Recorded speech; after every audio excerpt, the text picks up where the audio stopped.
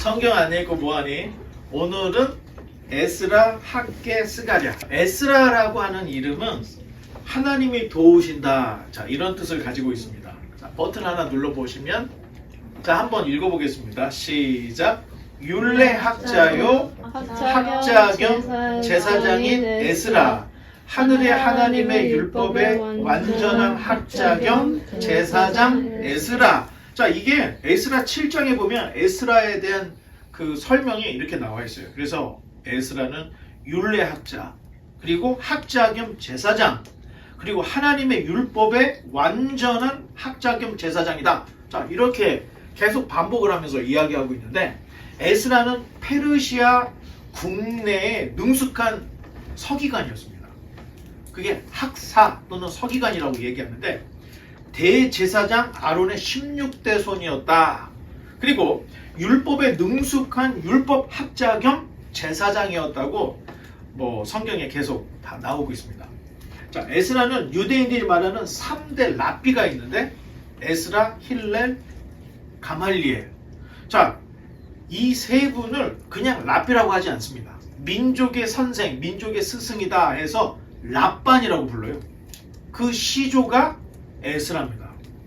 자, 에스라는 이스라엘 그 귀환 공동체 지도자였는데, 초막절에 율법을 낭독하고 강론했습니다. 그리고 느헤미야, 총독 느헤미야와 함께 개혁 운동을 주도한 민족의 선생, 지도자. 자, 이 정도로 우리가 생각을 하면 좋을 것 같습니다.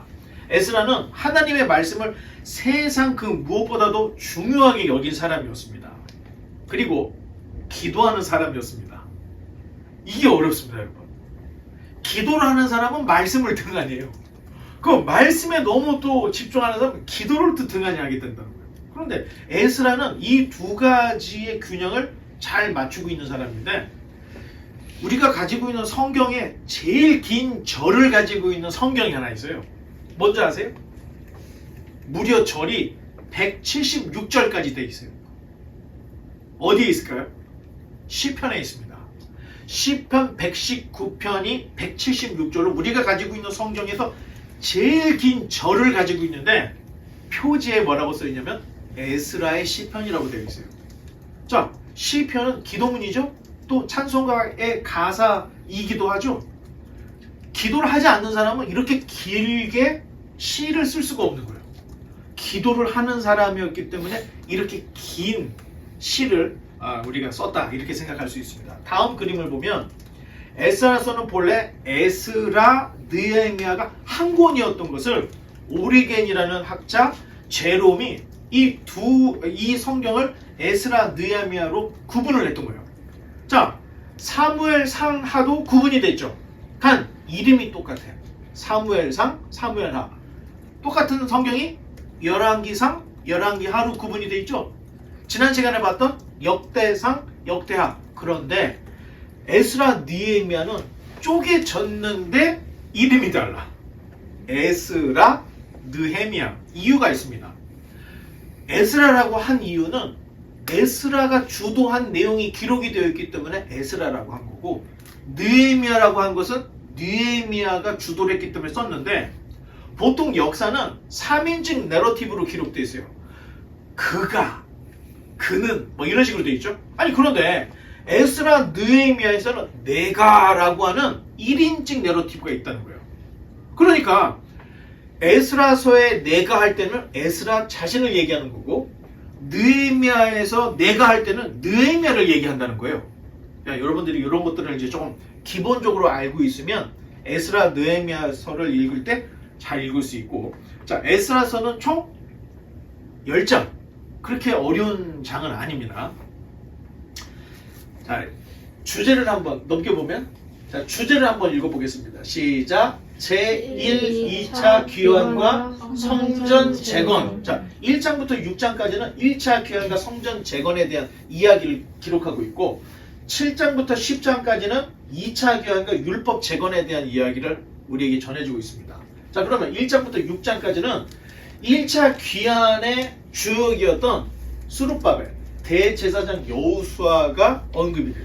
그리고 7장부터 10장에 기록되어 있는 것은 에스라가 고국으로 귀환해서 율법을 가르치는 이야기. 자, 이렇게 해서 10장까지로 구성이 되어 있습니다. 자, 넘겨보면, 자, 에스라서는 페르시아의 고레스가 유대인 귀환령을 발표함으로 시작이 되는 내용으로 시작하고 있어요. 그래서 에스라 1장에서는 지난 시간에 우리 봤죠? 열왕기 상하를 에스라 하기 전에 했던 이유가 열왕기 하 마지막 36장에 고레스 칙령이 나와 있고, 오늘 살펴볼 에스라 1장에 고레스 칙령이 똑같이 나오고 있어요.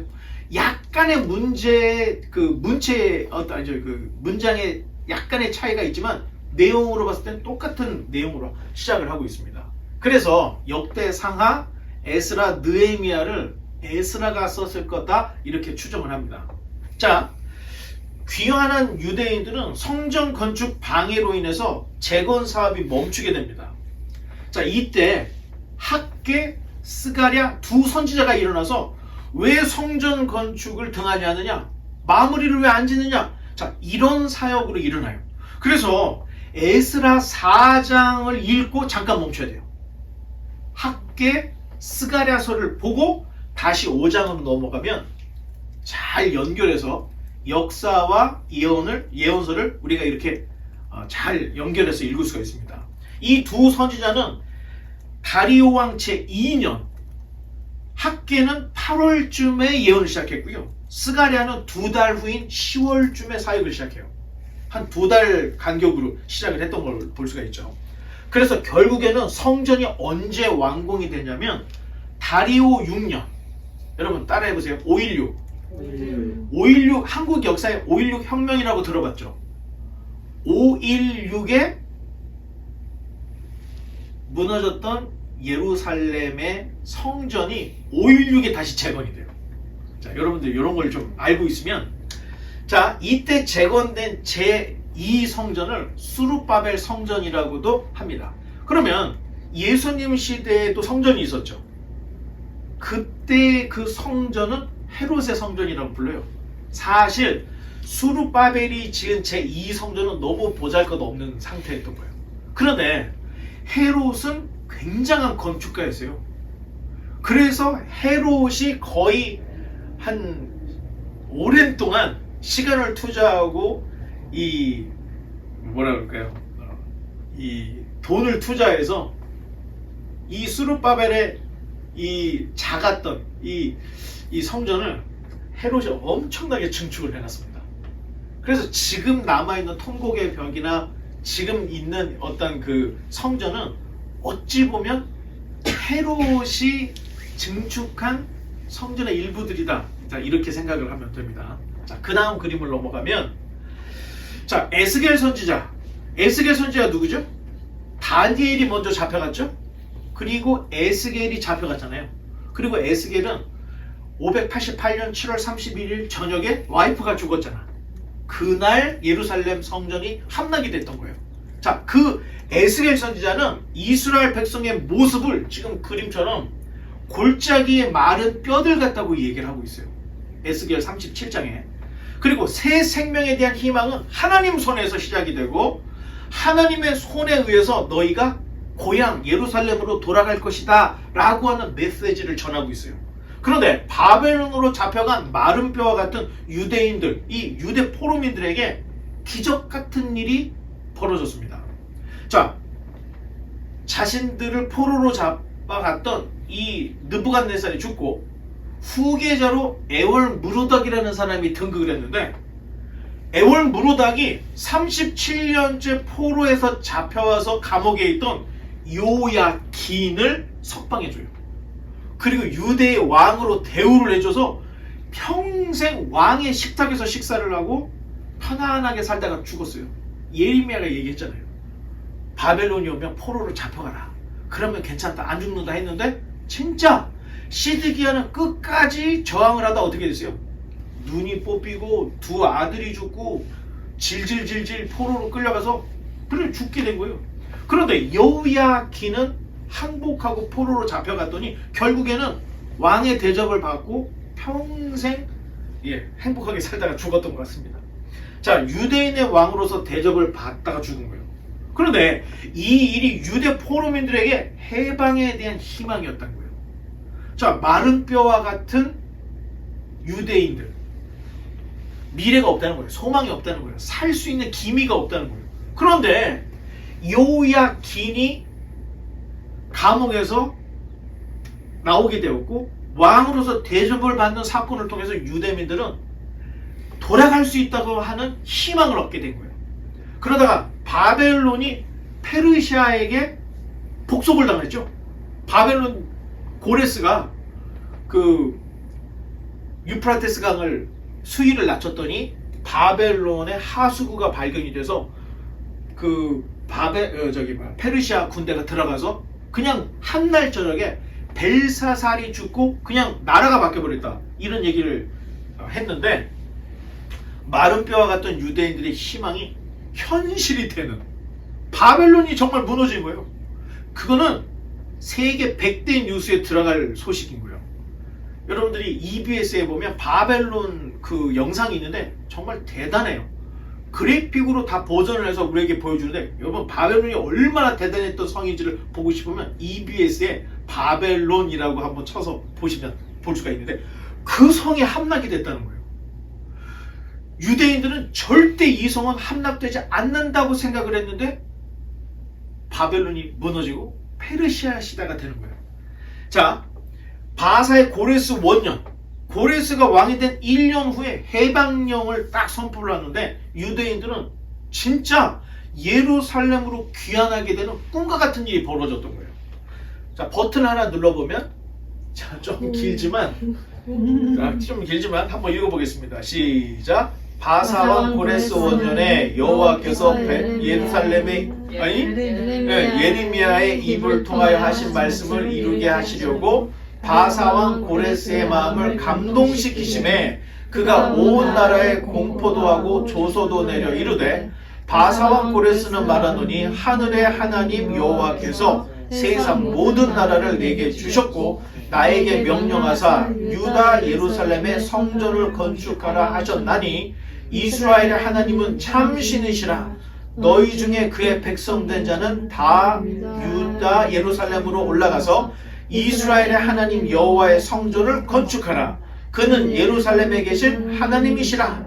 그 남아있는 백성이 어느 곳에 머물러 살든지 그곳 사람들이 마땅히 은과 금과 그 밖의 물건과 짐승으로 도와주고, 그 외에도 예루살렘에 세울 하나님의 성전을 위하여 예물을 기쁘게 드릴지니라 하였더라. 자, 고레스 칙령이 딱 발표가 되고 유대인들은 이제 합법적으로 예루살렘으로 돌아갈 수 있는 길이 열린 거예요. 자, 그게 70년 만이었다는 거죠. 자, 넘겨보면, 그런데 문제가 있습니다. 아니, 비평가들이 이야기하는 페르시아의 왕들은 정치적으로 포로민들을 놓아주지 않았다는 거예요. 그리고 종교적인 자유를 선포하지 않았다, 학자들이 이렇게 주장을 했던 거예요. 자, 그러니까 성경에 나와 있는 에스라의 이야기하고 정반대 일을 하는 거예요. 그래서 비평적인 학자들은 에스라서가 잘못됐다, 인정을 하지 않았던 거예요. 그런데 이게 고레스의 실린더라고 합니다. 고레스 왕의 실린더가 발견이 되는데 마치 우리나라의 옥새하고 비슷한 거예요. 여기에 글자가 새겨져 있고 양쪽에 구멍이 뚫려가지고, 여러분 그 롤러 있죠, 롤러. 페인트 칠할 때 쓰는 롤러 같이 생겼는데 여기 글씨가 새겨져 있기 때문에 잉크칠을 해서 쫙 밀면 조서가 나오는 거예요. 조서가. 그 조서를 봤더니 고레스 실린더의 성경의 진실성을 밝혀주는 내용이 있더라는 거예요. 자, 학자들은 페르시아의 황제들은 정치적으로 포로들을 놓아주지 않고 종교적인 자유를 주지 않았다고 했는데, 이 고레스 실린더에 이 포로민들을 놓아주는 이야기, 종교적인 자유를 선포하는 내용이 이 안에 기록되어 있는 거예요. 자, 학자들이 이걸 연구해요. 이 안에 있는 글자가, 여러분, 이 글자가 제대로 보이게 하겠습니까? 여기 이만큼 깨졌잖아. 그런데 그거를 다 맞춰서 학자들이 번역을 했어요. 자, 실린더의 고레스의 내용이 이제 나와 있는데, 이 내용을 살짝 보면 바벨론의 도시를 저항받지 않고 어떻게 고레스가 바벨론을 접수했는지 그 내용이 들어있어요. 그리고 내용의 끝부분에 외국 포로들에게 자유를 주고 그들의 사회적인 신분을 잡아주는 이런 내용이 있는 거예요. 자, 그들은 고국의 땅으로 돌아가게 되고 그들의 신들께 예배 드리도록 했다고 하는 고레스의 정책이 이 안에 다 들어있는 거예요. 자, 이게 발견되기 전까지는 성경의 이야기와 역사는 배치된다고 생각했는데 이 고레스의 실린더가 발견된 이후로 고레스 실린더가 성경 에스라 특히 내용을 굉장히 받침해주고 있다는 게 다 이제 나왔는데 버튼 한번 눌러볼까요? 예, 다 읽을 수는 없고 그냥 한번 보면 바벨론 거주민에 대하여는 나는 노동자들에게 임금을 안 주는 것과 사회적 신분을 안 주는 제도를 폐지한다. 나는 그들의 무질서한 주거 생활에 안녕을 주었고 티그리스 다른 편에 있는 헌납되었던 도시들을 돌려주었다. 그 땅은 오랫동안 폐허되어 온 거룩한 땅으로 나는 역시 이전의 원주민들을 모아서 그리로 돌려보냈다. 지금 이 실린더의 내용을 해독을 했더니 이런 내용이 있더라는 거예요. 또 하나 버튼을 눌러볼까요? 자, 성전 재건과 예루살렘 포로 기원에 관련된 이야기도 들어있어요. 이 실린더 안에. 나는 고레스 세계의 왕, 위대한 왕, 정정당당한 왕, 사방의 왕이며 위대한 왕, 얀산의 왕이신 캄비세스의 아들 중략. 나는 오랫동안 황폐되어 온 성소들과 그 안에 있던 신상들을 티그리스강 저편 신성한 도시들로 귀환시켰으며 그들을 위하여 영구적인 성소들을 지어주었다. 이곳의 주민들은 모두 모아서 저들의 거주지로 귀환시켰다. 이런 내용이 이 실린더 안에 있는 거예요. 그래서 고레스 칙령으로 말미암아 유대인들이 예루살렘으로 돌아갔다는 이야기가 역사적인 사실로 드러나 버렸던 거예요. 자, 넘겨보면 자, 에스라서를 읽어보면 읽자마자 힘든 게 나와요. 왜냐면 자, 명단이 나오는데 맨 처음에 어떤 내용이 나오면 고레스 칙령, 아까 읽었죠 우리가 길게 고레스 칙령이 나오고 그 다음에 성전 기명의 목록이 나옵니다. 이 얘기는 뭐냐면 느부갓네살이 예루살렘을 멸망을 시키고 성전의 기명들을 다 노획물로 갖고 갔던 거예요. 그래서 벨사살이 그 성전의 기명으로 술을 마실 때 손이 나타나서 메네메네 댁의 우파르 신이 나왔던 거잖아요. 그런데 지금 고레스에 의해서 지금 여호와의 성전에서 가져갔던 기명들의 목록이 나와요. 그리고 귀한 자들의 명단이 나오는데 에스라뿐만 아니라 느헤미야에도 2번이 나온다는 거예요. 이 이야기가. 귀한 자들의 명단이 굉장히 소중하게 다뤄주고 있는 거예요. 자, 여러분 우리가 포로로 끌려갔는데 포로에서 돌아왔어요. 여러분 이름을 귀한 자들의 명단을 작성하는 게 당연한 거예요. 그런데 이 에스라 느헤미야에 똑같이 2번을 기록하고 있다는 거예요. 자, 여러분이 기억해야 될 게 에스라 느헤미야는 맨 처음에 한 권이었다는 거예요. 그거를 에스라를 중심으로 에스라, 느헤미야를 중심으로 해서 느헤미야 2권으로 나눴죠. 그런데 지금은 여러분들이 이 2권이 한 권이었다고 생각을 해야 되는 거예요. 그래서 에스라 이야기 때 귀한 자들 명단이 나오고 느헤미야 때도 똑같은 명단이 나오고 있다는 거예요. 귀한 자의 명단이. 자, 이게 왜 중요하냐? 에스라 느헤미야를 합쳤을 때 이 귀한 자의 명단이 무려 4분의 1에 해당해요. 전체 내용에. 그러면 에스라 느헤미야가 굉장히 중요하게 다루는 게 귀한 자들과 귀한 자들의 한 사람 한 사람의 명단을 꼼꼼하게 기록을 했는데 이걸 중요하게 다루고 있다는 거예요. 자, 최근 연구에 의하면 이 명단들이 이 책의 구조와 의미를 이해하는데 엄청난 도움을 되는 열쇠였다. 이런 이야기가 나와요. 자, 명단들은 이 책의 전체 모양을 형성을 하고 통일성을 강조하고 주제를 드러내는 역할을 하고 있는데 자, 여기 빨간색 있죠? 최초 귀한 자들의 명단. 이게 에스라 2장 1절로 70절까지 나와요. 그리고 최초 귀한 자의 명단이 또 나오는데 이게 어디냐면 느헤미야 7장 6절로 73절에 또 한 번 나옵니다. 왜? 최초의 에스라 느헤미야는 한 권이었는데 왜 이것을 2번이나 썼을까? 여러분 신기하지 않아요? 한 번이면 될 거를 왜 똑같은 이야기를 2번을 썼을까? 그만큼 중요하다는 거예요. 이게 성경을 기록했던 사람이 누군가에게 막 받아 적은 게 아니라는 거예요. 굉장히 역사를 연구하고 자료들을 연구해서 이것들을 순서 배열해서 주는데, 여러분 인클로지오라고 하는 기법 있죠? 샌드위치 기법.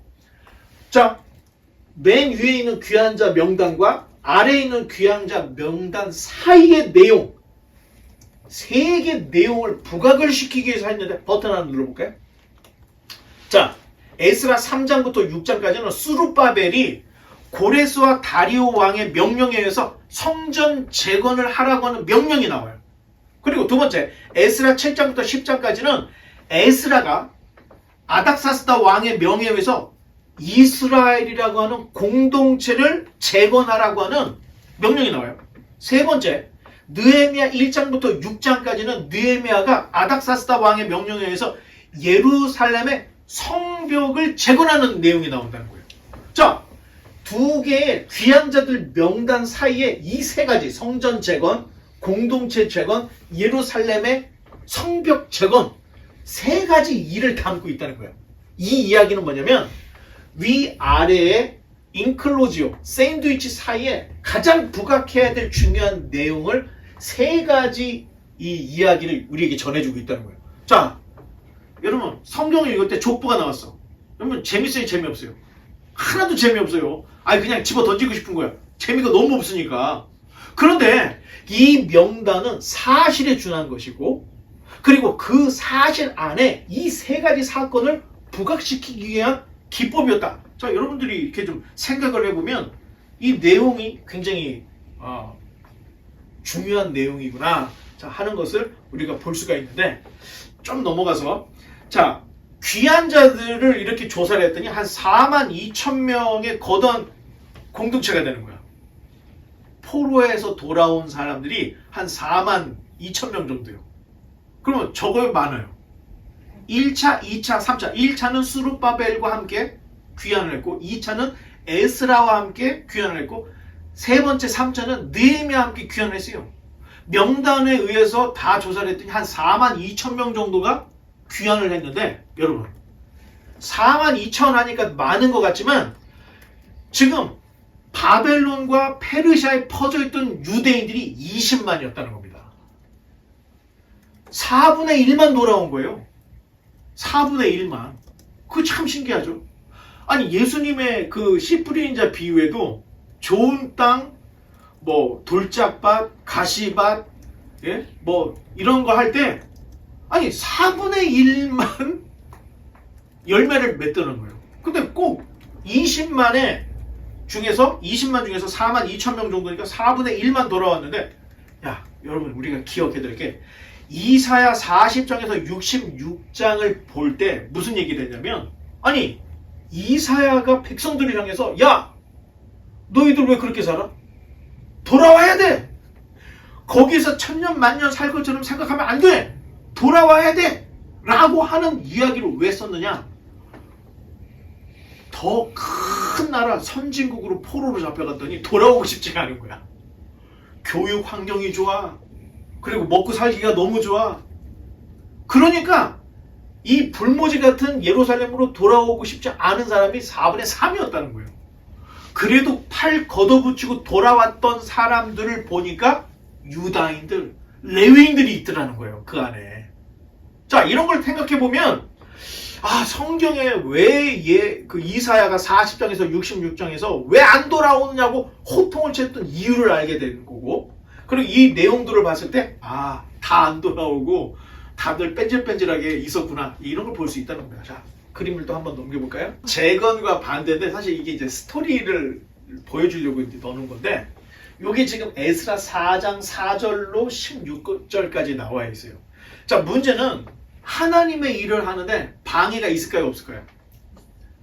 아니, 진짜 신기해. 다른 일도 아닌 하나님 일을 할 때 방해꾼들이 엄청나게 많이 온다는 겁니다. 자, 겨우 성전에 기공식을 하고 성전에 지대를 놓은 것 뿐인데 주변에 이방 민족들이 방해 공작을 하기를, 자, 여러 사람의 이름으로 페르시아 왕들에게 투서를 보내기 시작해요. 자, 볼까요? 자, 왕들이 나와요. 바사왕 고레스 시대부터 바사왕 다리오가 즉위할 때까지 관리들에게 뇌물을 주어 그 계획을 막았다. 수차례 막았다는 거예요. 그런데 자, 아하수에로가 즉위할 때 그들이 글을 올려서 유다와 예루살렘 주민을 고발하는데, 자, 아닥사스다 때 비슬람과 미드르라, 다부엘, 자, 요런 사람들의 동료들이 아닥사스 때에게 글을 올렸다는 거예요. 그러면서 방백, 루흠, 서기관, 심세, 또 쭉 읽어보면은 디나 사람, 아바사 사람, 다블레 사람, 아바셀 사람, 아렉 사람, 바벨론 사람, 수산 사람, 대 사람, 엘람 사람, 수많은 사람들이 예루살렘의 성전을 지면 안 된다는 투서들을 썼다는 거예요. 자, 여러분, 한 사람이 계속 썼어. 그럼 어떻게 될까요? 그놈 미친놈인가 보다 생각할 수 있는데, 수산, 그리고 엘람 이런 것들은 페르시아 도시들이에요.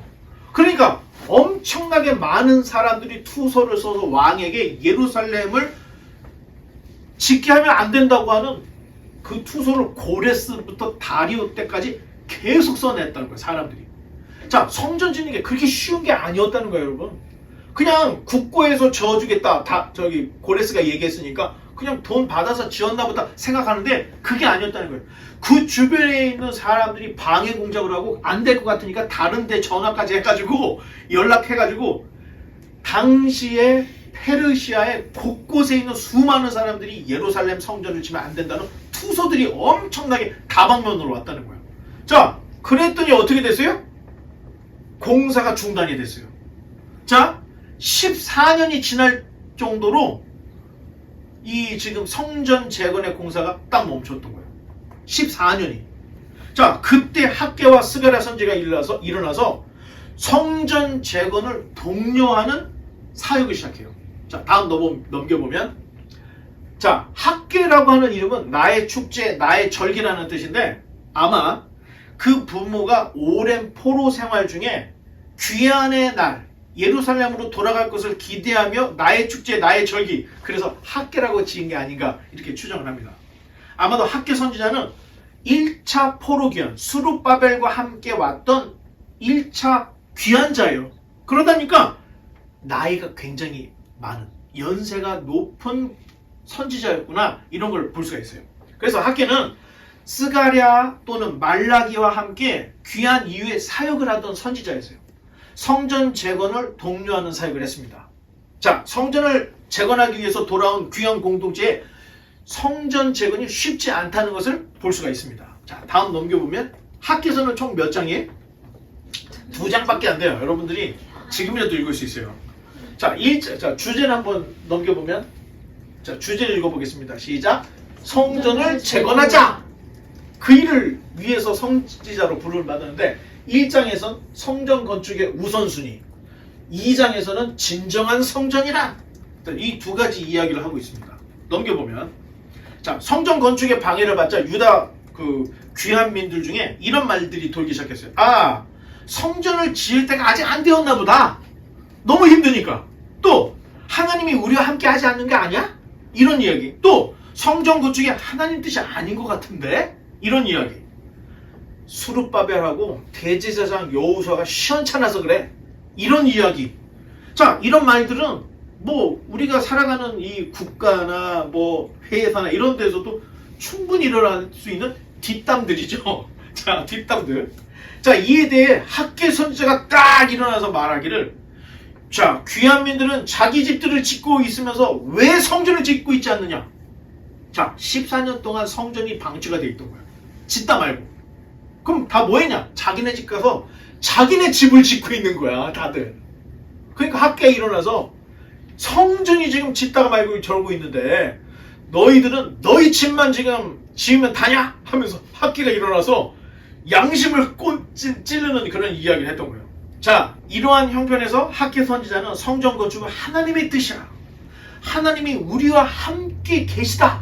이런 메시지를 2장밖에 되지 않는 내용에 다 적고 있는 걸 볼 수가 있습니다. 자, 넘기면 이제 스가랴서로 넘어가겠습니다.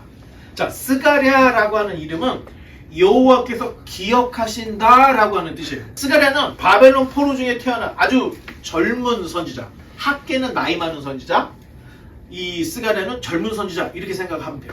자, 스가랴는 학개와 같은 시대에 선지자 겸 제사장으로 활동을 했습니다. 1차 귀환 때 스룹바벨과 함께 예루살렘으로 돌아온 것으로 볼 수 있는데 학개 선지자가 활동한 2개월 후인 다리오 왕 2년 8월쯤에 예언이 주어졌던 거예요. 그래서 학개가 성전 재건을 강조했다면 스가랴는 성전 재건과 함께 도덕적인 영적인 부흥에 더 관심을 가졌던 거예요. 학개는 성전이라고 하는 건물에 집중을 했다면 스가랴라고 하는 것은 영적인 성전, 너희의 무너진 도덕, 윤리, 하나님에 대한 그 신앙심 이런 것들을 세워야 된다. 자, 정신적인, 영적인 쪽을 더 부각을 시켰던 걸 볼 수가 있는데, 자, 넘겨보면, 자, 스가랴는 특징이 있습니다. 에스겔과 같이 이상적인 환상을 많이 봤어요. 그리고 이사야 같이 메시아에 대한 예언을 많이 했고, 학개와 같이 만군의 여호와는 이런 표현을 했어요. 그러니까 하나님을 그냥 여호와라고 한 게 아니라 만군의 여호와, 아주 굉장히 크게 이렇게 이야기하는 걸 볼 수가 있습니다. 그리고 성전 재건을 격려하고 종말적인 예언을 해요. 스가랴는 다 천사에 대한 언급을 많이 해요. 20회나 해요. 그리고 문체가 다양합니다. 시가 있고 산문이 있고 문장의 형태도 다양하게 기록이 되어 있어요. 또 불분명한 구절들이 많아서 우리가 스가랴서를 해석하고 있는데 굉장히 어려워요.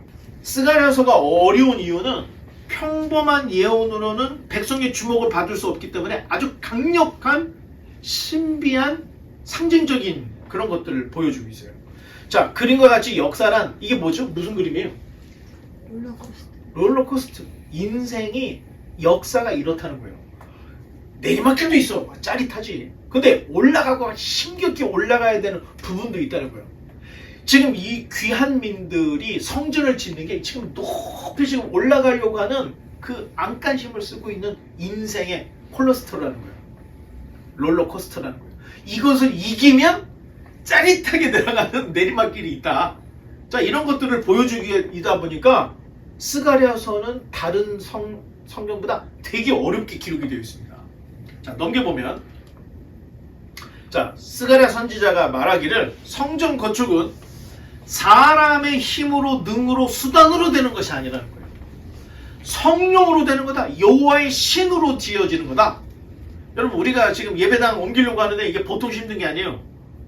그런데 이것도 사람의 힘이나 능력이나 수단으로 되는 게 아니라는 겁니다. 성령의 능력으로 성령께서 도와주시고 성령께서 하시면 일은 진짜 너무 쉽게 된다는 얘기입니다. 전 그렇게 믿고 너무 서두르지 않습니다. 그다음 스룹바벨의 손이 그 전에 지대를 놓았으니 이제 스룹바벨의 손으로 그 공사가 이루어진다. 시작을 성전 재건을 스룹바벨이 시작을 했던 거예요. 근데 사람들이 시원찮네, 뭐가 부족하네 이런 얘기가 나오는데 스가랴 예언은 스룹바벨이 시작했으니 스룹바벨의 손으로 성전 건축이 재건이 완료될 것이다. 자, 이런 내용을 쓰고 있어요. 자, 그래서 두 선지자 학개 스가랴의 이 예언의 말씀에 힘을 입어서 다시 일어나서 이스라엘 백성들이 성전을 짓기 시작해요.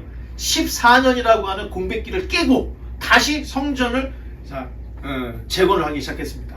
하나님께서 어려운 중에 성전을 짓고 계신 걸 다 알고 계시다. 이런 용기의 말씀을 줘요. 여러분이 그런 일이 있죠. 의로운 일을 하려고 하는데 아무도 안 알아주는 거야. 그러면 여러분 속으로 생각할 때, 아유, 내가 이걸 왜 하지? 그런데 여러분을 알아주는 사람이 있는 거야. 네가 다들 헛짓거리 하고 있을 때 네가 의롭게 하려고 했던 그 애쓰는 모습을 내가 봤어. 하나님 그 얘기를 하는 거예요. 백성들은 때가 되지 않았다. 하나님이 함께하지 않는다. 대제사장 여호수아, 스룹바벨, 현찬아 막 이런 얘기를 하고 있는데 하나님께서 너희 중에 계시고 너희의 이 성전 짓는 것을 귀하게 보신다 했더니 백성들이 위로를 엄청나게 받았던 거예요. 그래서 열심히 일어나가지고 자, 스가랴가 어떤 얘기를 하냐. 금, 은, 농, 철, 목석 피지컬한 이 모든 것이 다 하나님의 것이니 성전 건축을 두려워하지 말라. 하나님이 금이 필요하면 금을 주실 거고 동이 필요하면 동을 주실 거고 돌이 필요하면 돌을 줄 것이니 두려워하지 말라. 이 성전의 나중 영광이 이전 영광보다 클 것이다. 이런 얘기를 해요. 자, 이런 굉장한 이야기들을 넘겨보면, 자, 스가랴서는 좀 길어요. 14장까지 길고, 자, 또 넘겨보면 주제를 한번 읽어보겠습니다. 시작. 성전 재건과 메시아의 도래.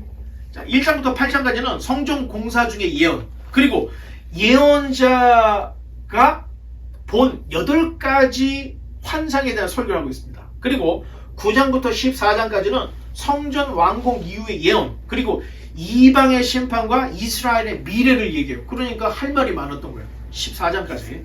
자, 이 스가랴서는 크게 성전 공사 중의 예언, 그리고 성전 공사 후의 예언, 이렇게 두 개로 앞뒤로 딱 나눠서 보면 우리가 무리 없이 볼 수가 있습니다. 스가랴의 이상들을 보면 하나님께서 스가랴에게 천사를 통해서 여러 가지 이상들을 보여줘요. 구조가 있어요. 첫 번째하고 8번째, 두 번째하고 7번째, 셋째와 6번째, 넷째와 5번째 대칭을 이루고 있다는 거예요.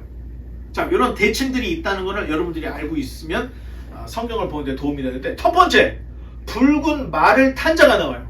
그런데 그들은 땅에 두루다니면서 되어지는 일들을 하나님께 보고를 하는 복명 천사였다는 거예요. 하나님께 보고하는 천사들. 자, 붉은 말의 환상은 말 탄 자들이 온 땅에 돌아다니면서 온 땅이 평안하고 조용하다, 이런 보고를 하는 내용을 본 것을 기록을 하고 있어요. 자, 이게 무슨 얘기냐면 사실 페르시아 시대에 큰 반란이 일어났던 거예요. 그 유대인들은 이 반란을 통해서 우리가 잘하면 고국으로 돌아갈 수 있겠구나, 이렇게 생각을 했는데 정반대였다는 거예요. 이 반란이 1년 만에 다 진압이 되고 다리우스가 왕을 승계를 해요. 이제 나중에 여러분들이 이 스메리디스라고 하는 그 고레스의 아들 캄비세스의 아들 스메리디스가 나오는데, 이 지금 요 세 번째 왕이 사실 가짜였던 거예요. 그래서 엄청난 큰 반란이 일어나. 그 반란 때 이스라엘 사람들은 야, 이 반란을 위해서 우리가 고국으로 돌아갈 수 있겠구나 생각했는데 반란이 금세 진압이 돼버렸던 거예요. 그러니까 온 땅이 평안하고 조용하다라고 하는 보고는 아직 때가 안 되었다라고 하는 이런 이야기를 붉은 말탄자의 모습으로 전해주고 있습니다. 자, 그 다음 넘겨보면, 네 뿔과 네 대장장이가 나와요. 그러면 그 뿔들이 뭐냐? 4개의 뿔이라는 것은 이스라엘을 붙잡고 있는 세상의 권세들을 얘기해요. 그러면 네 대장장이는 뭐냐? 그들의 권세를 파쇄할 여호와의 사자들, 천사들. 자, 이런 이야기들을 우리에게 전해주고 있습니다. 자, 또 그 다음 넘겨보면, 자, 측량줄을 가진 자의 손이 나와요. 그래서 이 이상은 예루살렘이, 자, 이건 언제 쓰냐면은 무엇인가를 건축할 때 쓰는 그 치수를 재는 거죠. 이 그림이 뭐냐면 이제 하나님께서 예루살렘을 중건하게 될, 이 회복될 것이 머지않아 있을 것이다. 자, 그런 내용을 우리에게 전해주고 있습니다. 자, 또 넘겨보면 대제사장 여호수아가 나와요. 자, 대제사장 여호수아가 하나님의 면전에 소환이 된 거예요. 그리고 사탄이 대제사장 여호수아를 참소해요. 얘는 못생겼습니다. 얘는 말을 못합니다. 얘는 예배 시간에 졸고 있습니다. 막 이렇게 참소를 했던 거예요. 그랬더니 하나님께서는 대제사장 여호수아의 허물을 다 알고 계셔. 하지만 용서하신다고 하는, 그래서 처음에는 허름한 모습이었지만 두 번째는 이렇게 정화된, 회복된 모습을 보여주고 있습니다. 자, 또 넘겨보면 순금 등잔대와 두 감람루가 나와요. 자, 등대와 감람루는 되게 밀접한 관계예요. 감람나무에서 계속 기름이 나와야 등대 위에 기름이 마르지 않고 계속 불을 지필 수 있잖아요. 굉장히 이런 얘기를 보여주는데, 등대는 계속해서 어둠을 밝힐 것이라는 거예요. 그 예언적으로 요한계시록 11장에 가면 엘리야와 모세를 한 두 감람나무가 나오죠. 예, 이게 지금 이스라엘이 꺼지지 않을 것이다. 하나님의 약속은 영원하다. 자, 이런 모습들을 이 등잔대 두 감람나무를 통해서 우리에게 보여주고, 이 두 감람나무가 요한계시록 11장에도 등장하는 모습을 볼 수가 있습니다. 또 넘겨보면 여섯 번째, 날아가는 두루마리. 자, 여섯 번째 환상부터는 위로가 아니에요. 이제부터 징계와 심판이 시작될 것이다 라고 하는 내용이 있어요. 그래서 저주의 두루마리가 말려갖고 쫙 날아가 그 행위대로 저주받게 될 것이라고 하는 심판의 경고를 보여주고 있는 거예요. 자, 또 한 가지 넘겨보면, 자, 이게 스가랴가 참 재밌는 걸 많이 봤어요. 이렇게 이 바구니 속에 있는 여인. 자, 이 이상은 모든 악이 바벨론에서 시작이 됐다는 거예요. 그래서 이 악이 예루살렘까지 오염을 시켰다. 이에 다시 에바 가운데에 여인을 담고 나무로 입구를 막아서 바벨론으로 돌려보낼 것이라고 하는 이런 내용이, 이런 스가랴의 이상의 기록이 되어 있습니다. 자, 여덟 번째. 자, 네 병거가 나요. 자, 말탄 자들은 하나님의 섭리의 영들이에요. 하나님께서 역사를 주관하시되 그 집행은 언제나 천사들을 통해서 하고 있다는 것을 보여주는데, 나중에 요한계시록에 보면 말탄자가 나오죠. 백마탄자, 붉은 말, 뭐 이렇게 나오잖아. 이런 것들이 이게 스가랴에서 이미 나왔던 거예요. 여러분, 스가랴가 지향하고 있는 바하고 요한계시록이 지향하는 바는 틀리다는 거예요. 이 본 이상은 비슷하지만 내용이 다르다는 것을 알아야 돼요. 그래서 스가랴를 보고 요한계시록을 해석하려고 하든가, 요한계시록을 스가랴를 통해서 해석을 하려고 할 때는 문제가 생깁니다. 자, 넘겨보면, 자, 스가랴 7장에 가면 여호와께 금식보다는 청종을 원하신다, 이런 얘기가 나와요. 자, 교회에서 금식을 이야기할 때 제일 많이 인용한 게 스가랴 7장입니다. 금식을 하면 너희들의 영혼이 새로워질 것이고 막 이런 얘기를 하는데, 사실 그 내용을 자세히 읽어보면 그 얘기가 아니고요. 자, 너희의 금식이 나를 위한 거냐 너희를 위한 거냐, 하나님이 그걸 따져 묻는 거예요. 이스라엘 백성들에게. 자, 거의 대부분이 여러분 금식 기도할 때 왜 금식 기도를 하죠? 내 소원을 이루어 달라고. 다 나를 위한 금식을 하고 있다는 거예요. 자, 그때 지금 그 베델 사람들이 여호와의 전에 있는 제사장과 선지자들에게 이런 질문을 해요. 지금 70년 동안 예루살렘의 몰락과 성전을 기념해서 1년에 2차례씩 금식을 하고 애통을 하고 이런 의례를 해줬는데, 이걸 계속할까요 말까요 하고 물어보는 거예요, 스가랴에게. 그랬더니 스가랴가 하나님의 말씀을 전해주기를, 그 금식이 나를 위한 거냐 너희를 위한 거냐, 이 얘기를 하고 있다는 거예요. 그 사실 11조의 얘기도 11조를 시험해봐라, 그럼 내가 복을 주는지 안 주는지, 그 얘기가 아니에요. 너희가 시험을 했을 때 내가 줄 정도로 내가 너희를 사랑한다는 이야기지, 너희가 11조를 내면 내가 반드시 복 준다, 이런 얘기가 아니라는 거예요. 금식도 마찬가지라는 거예요. 금식을 해서 내 영혼이 새로워지는 게 아니라는 거예요. 금식이 과연 누구를 위한 거냐, 이걸 따져 묻고 있다는 거예요. 그러니까 성경을 잘못 보면 다 내 위주로 보게 된다는 거예요. 그 말씀이 아닌데. 자, 이런 것들을 우리가 생각을 해볼 수가 있고, 넘겨보면, 자, 성전이 완공된 후의 예언에 메시아 왕국의 실현, 그리고 메시아 왕국의 영광에 대한 이야기가 나오는데, 이 9장부터 11장까지는 실현된 초림에 대한 이야기를 하고 있고, 12장부터 14장까지는 이제 재림의 영광에 대한 이야기를 우리에게 전해주고 있는데, 이렇게 혼란스럽고 혼동스럽고 어려운 중에 스가랴는 메시아의 겸손한 모습을 봤던 거야. 그래서 메시아가 나귀 새끼 당나귀를 타고 시온에 임하시는 모습을 써요. 그래서 예수님이 베들레헴에 태어난다는 것을 누가 예언했죠? 미가. 그리고 예수님이 나귀를 타고 예루살렘에 간다는 걸 누가 예언했죠? 스가랴. 진짜 예수님도 성경의 예언을 응하게 하시려고 복음서에 보면 써 있는 거예요. 그게 자기를 위한 예언이었기 때문에 그걸 다 성취하는 예수님의 모습도 우리가 발견할 수 있다는 겁니다. 자, 그만큼 메시아는 이 땅에 왕들처럼 군림하러 오신 분이 아니라 나귀를 타고 겸손하게 와서 우리를 구원해 주실 분이라는 것을 보고 있어요. 그리고 부활하시고 승천하시고 다시 재림하실 때는 그 모양이 아닐 거라는 것을 이상을 통해서 또 우리에게 말해주고 있습니다. 자, 넘겨보면 지독하게 어려운 천년왕국. 어렵습니다. 자, 이 천년왕국 세 가지 설이 있는데 전천년설, 후천년설, 무천년설. 전천년설이라는 것은 천년왕국 전에 휴거가 올 것이다. 자, 후천년설은 천년왕국 후에 휴거가 올 것이다. 무천년설은 지금 우리가 복음시대를 살아가고 있는 지금이 천년왕국이다. 굉장히 어려워요. 그런데 이사야와 스가랴는 천년왕국이 있다는 거예요. 어린이가 이 독사굴에 손을 넣어도 독사가 물지 않아. 사자와 어린 양이 뛰노라.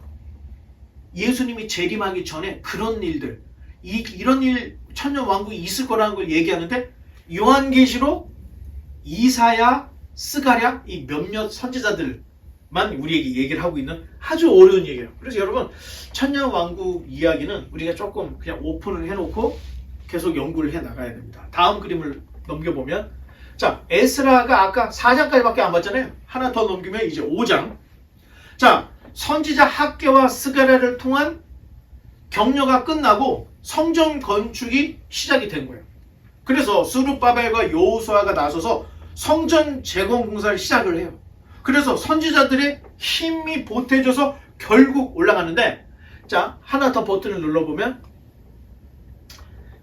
자, 이런 그 유대인들의 그 어떤 성전을 다시 재건해야 된다는 그 열망이 있어서 당시의 총독이었던 다뜨네가 성전 재건이 합법적인지 아니면 비합법적인지를 바사왕 다리오에게 편지를 써주는 거예요.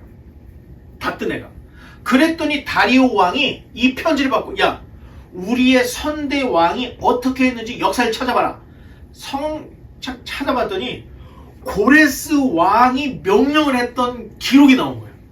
고레스가 하라고 명령을 했고 국고로 성전을 지어주라는 문구가 나온 걸 다 본 거야. 그래서 다리오가 이건 진행시켜 해서 다시 한번 고레스의 포고령이 재포고가 되면서 결국에는 성전이 지어져요. 그래서 여러분 기억해요. 다리오 6년, 다리오 왕이 등극한 6년에 성전이 완공이 돼요. 그게 516년입니다. 516.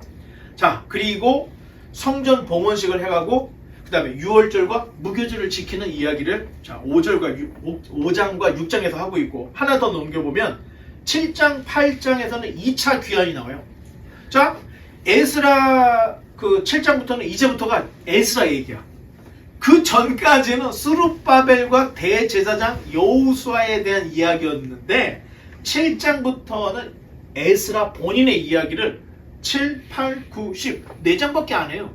자, 제사장 겸 학자였던 에스라가 딱 와서 보니까 성전은 지어졌는데, 아니 이것들이 어떻게 제사를 드려야 할지 모르는 거야.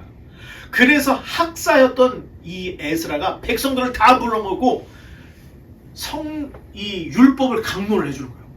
그 강론을 듣고 백성들이 다 이제, 아, 하나님을 이렇게 섬겨야 되는구나. 율법을 깨닫고 나서부터 제정신을 차리기 시작한 거예요. 그래서 에스라는 스룹바벨이 성전을 지어놨다면 에스라는 영적인 부흥운동을 일으키기 시작을 했던 거예요. 자, 요 정도까지만 보면 될 것 같습니다. 넘겨보면, 자, 9장에서 10장이 이제 마지막이죠. 자, 문제는 1차 귀환민들이 스룹바벨과 함께 예루살렘으로 귀환을 했는데, 아니 이 사람들이, 자, 잘 봐요. 귀환을 할 때 온 가족이 온 게 아니었던 거야. 남자들만 왔던 거야. 왜? 여자들하고 애들은 그 좋은 바벨론 페르시아에서 좋은 교육을 받고 잘 먹고 잘 살게 하고 고생은 나만 하면 됐지 하면서 주로 남자들 위주로 귀환을 했던 거예요. 그런데 성전 재건이 몇 년 동안 중단됐다 그랬어요? 14년 중단됐어요. 자, 이렇게 기간을 따져보니까 남자들이 혼자 있으니까 너무 적적한 거야. 여자가 필요해. 여자가 없어. 그러니까 어떻게 해? 이방 여자들과 동거를 하고 이방 여자들과 결혼하고 이방 여자들 사이에 자녀들까지 낳는 일이 생긴 거예요. 그러니까 이방의 가증한 풍속이 갑자기 몰려들어오고 있던 거예요. 자, 지도자들 또한 이 일에 앞장을 섰어요. 아니 제사장들이 이방인 여자들하고 결혼해서 애를 낳고 있으니 일반 백성들이 야 제사장도 저러는데 자기들도 그런 거야. 자, 에스라가 와서 보니까 깜짝 놀란 거예요. 이거 미친 거 아니야. 니네들이 지금 왜 포로에서 귀환을 했는데 이방 여자들하고 살고 애까지 낳고. 에스라가 엄청 화났던 거예요. 얼마나 화가 났는지. 자, 여러분 저기 유대인들은 화가 나면 어떻게 한다고 했어요? 머리털을 다 쥐어뜯고 자기 수염을 다 뜯고 옷을 다 찢고 까만 그 재를 뒤집어 쓰면서 막 속고대시 하는 것처럼 가만히 앉아가지고 펑펑 우는 거예요. 그러니까 백성들이 와서 아니 왜 분위기가 왜 이래? 무슨 일이야? 아주 분위기가 험했던 거예요. 그러니까 에스라한테 물어보는 거예요. 아니 무슨 일이냐고, 왜 그러냐고. 일단 에스라가 젊은 사람은 아니었던 거야. 그러니까 이러다가 죽습니다 하면서 실어 날라서 따뜻한 물 먹이고 하면서 왜 그러냐고 했더니 너희들 말이야 이방 여자들 다 내쫓아야 돼. 그리고 하나님의 말씀대로 살아야 돼. 자, 이런 일이 9장과 10장에서 이스라엘의 회개로 연결되는 이야기가 있어요. 그래서 이후 백성들은 하나님의 율법을 온전히 준행하기로 맹세하고 믿음에 쇄신합니다. 여기까지가 에스라, 학개, 스가랴. 우리가 여러분 3개를 다 맞췄습니다. 자, 이제 결론을 하겠습니다. 한 사람이 하나님을 알고 하나님 백성으로 살아가는 게 여러분 결코 쉽지가 않아요. 그런데 한 사람이 하나님 백성이 되는 것도 힘든데 한 나라가 하나님 나라가 된다고 생각해 보세요. 보통 일이 아니죠. 스룹바벨, 에스라, 느헤미야 대학자였고 총독이었던 이런 사람들이 다 나서서 선지자들과 으쌰으쌰 해야 겨우 일어날 수 있는 일. 그래서 성전을 지었습니다. 그리고 느헤미야를 가보면 결국에는 성전 문도 만들고 성벽도 져요. 자, 이런 것들이 없으면 성전은 하루아침에 무너지기 때문에 성전을 지켜줄 수 있는 성곽, 그리고 성전 안을 들어갈 수 있는 성문, 이게 굉장히 중요했던 거예요. 고대 시대에. 자, 느헤미야는 이제 여기까지 되는데 여러분 인생은 롤러코스터입니다. 어려운 때가 있어요. 근데 쉬울 때가 있어요. 그렇기 때문에 쉬울 때는 하나님이 계신 것 같고 어려울 때는 하나님이 없을 것 같은, 자, 이런 것들을 성경을 통해서 보면 어려울 때일수록 하나님이 우리가 어렵다는 것을 알고 계시는구나. 이게 위로가 된다는 거예요. 바라기는 여러분 신앙생활은 절대 취미로 안 된다는 거예요. 주머니에 넣었다 뺐다 하는 취미가 안 된다는 거예요. 여러분 인생의 제일 중요한 선택, 여러분이 제일 중요한 일은 신앙입니다. 여러분들이 그러한 신앙을 갖고 좌로나 우로나 치우치지 않고 스룹바벨 그리고 에스라, 느헤미야 같이 정말로 좌우로 치우치지 않는 정말로 고든 하나님의 백성들이 다 되시기를 주님의 이름으로 축원합니다. 기도하겠습니다.